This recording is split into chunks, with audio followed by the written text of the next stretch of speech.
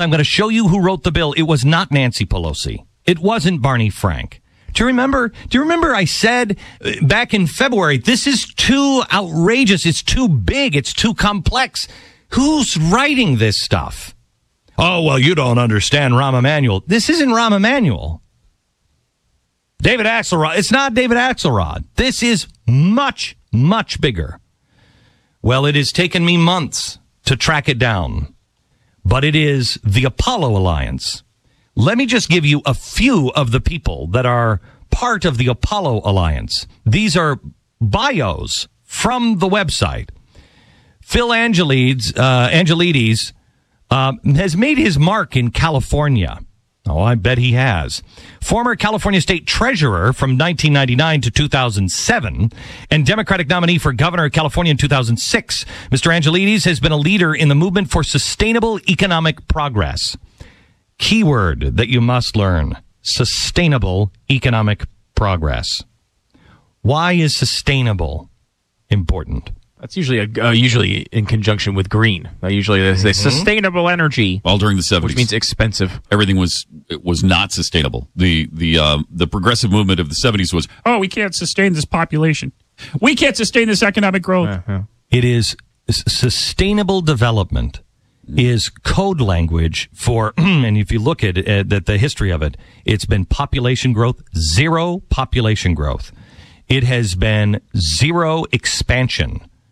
It is code language, and this is why, if you understand this one concept, then you will begin to understand why these things are being done. Because the people behind them, the progressives, are zero development, zero population growth people. And look how effective they are.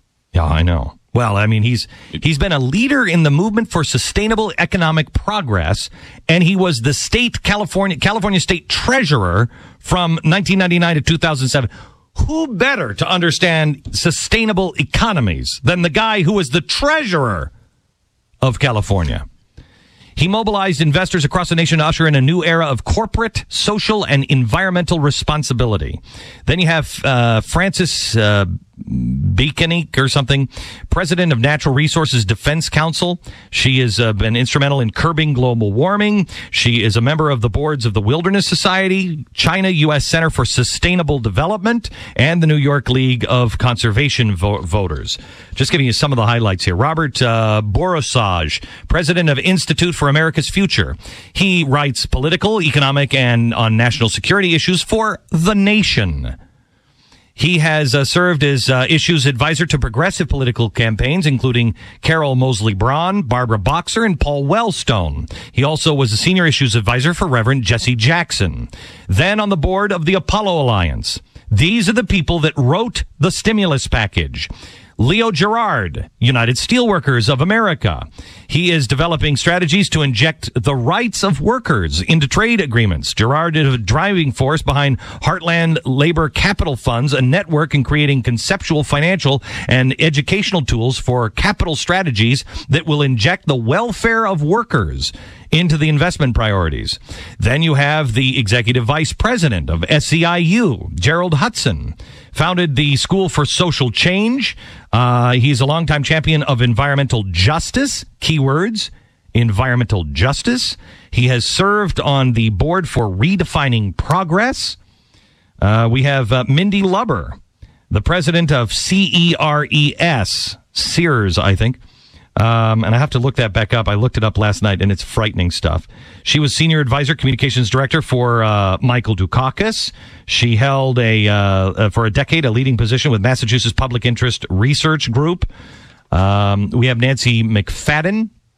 She was vice president of public affairs of PG&E.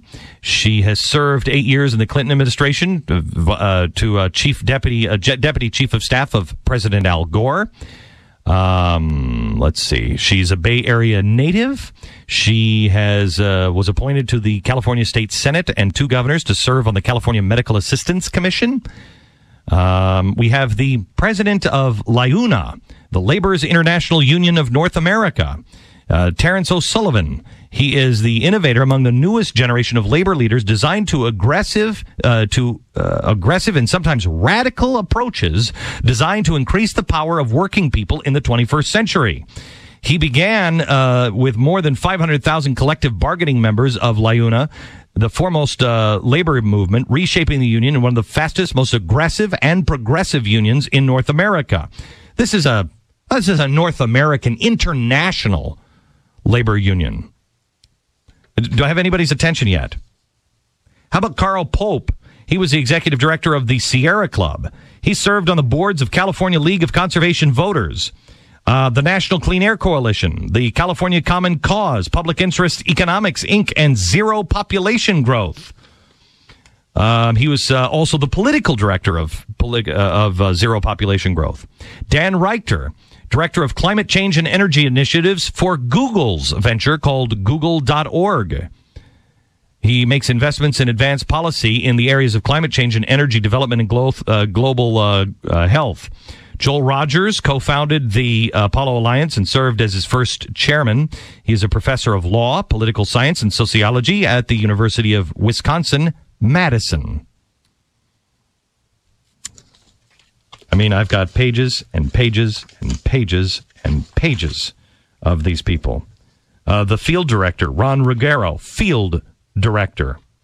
He has joined in 2008. He was 15 years organizing, representing, and negotiation experience in the labor movement. He comes from SEIU. Most recently, a staff director at SEIU Local 49. We have Chanel Smith, a recently named 2009 Ohio Political Leader Fellow by the Center for Progressive Leadership. We have Joel Thomas. He was Missouri Jobs with Justice. He was with Missouri Campaign for Change. Do you see? You're just about to get to the people from the Heritage Foundation here, who served in the Reagan administration, maybe the first H.W. Bush White House. Now, if you play John Conyers again from the audio vault, where John Conyers says, "Why should I have to read the bill?" I love these members that get up and say, "Read the bill."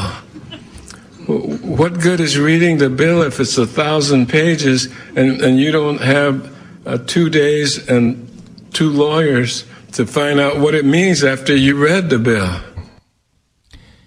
This is not incompetence. This is not arrogance. This is, why do I have to read it? I know who wrote it. I trust them. They know better than I do. That is progressive thinking. You leave it to someone else to administrate. You just play your role. Pass it. Why read it? Tonight, I'm going to show you what these people specifically put into the stimulus bill that has nothing to do with stimulus. Remember again, what do these things have to do with stimulus? This doesn't work. They are fundamentally transforming our economy. These are radicals. These are leftists. This is the organization. The Alliance, the Apollo Alliance, is the organization that was co-founded with Van Jones, the green job czar. The guy we told you last hour is a communist, a co-founder of Storm, a revolutionary communist movement from the San Francisco Bay Area. Yeah, it's not a regular communist. I mean, regular communist. This is a revolutionary communist. These people, have we vetted the whole thing from the revolution, the grand, great, glorious revolution of Venezuela? Do we have that? Do you know what I'm talking about? The audio. I know what you're talking about. We don't have it vetted yet. Have it, no. I have the audio, but I have to look. We are making sure that everything is right. One of these czars, and not Van Jones, has talked about the glorious revolution that almost failed in Venezuela. We have the audio. These are not normal people. These are not the people that you expect the president to be surrounding himself with, taking advice from, having bills written by. These are radical, revolutionary, some of them communists. All of them almost all of them are anti-capitalist. When we say they are fundamentally transforming America, they mean it.